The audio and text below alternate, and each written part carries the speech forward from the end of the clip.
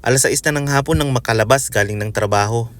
Dumiretso na ako dito sa Manila Supermarket para makabili ng panghapunan namin ni Jasper.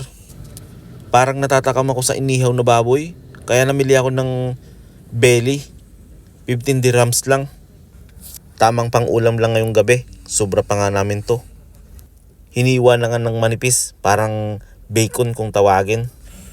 Pag uwi ko ng bahay, diniretso ko na dito sa kusina at hinugasan ko ng bahagya.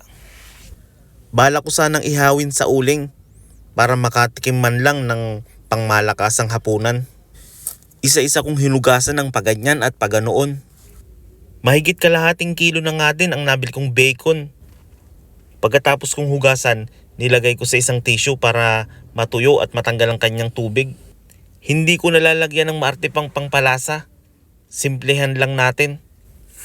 Mabilisan lang kung baga dahil malapit na din kumain. Binudburan ko lang ng sandamakmak na paminta pangpalasa.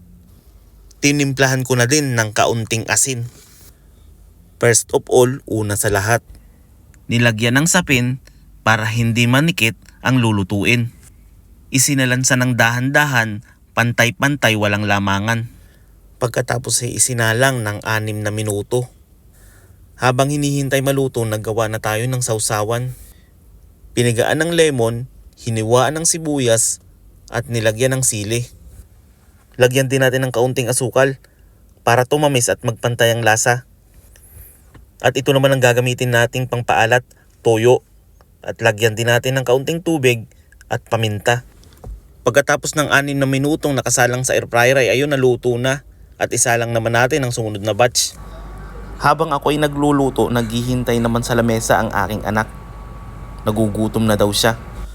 Makalipas ang 3 salang, ready na para kumain. Para na ring inihaw sa uling, masarap din. Tapos sasamahan natin ng kung ano-anong sausawan. Meron tayong ginawang toyo na may lemon. Meron din tayong Mang Tomas. Meron din tayong kimchi, hot sauce at Korean sauce.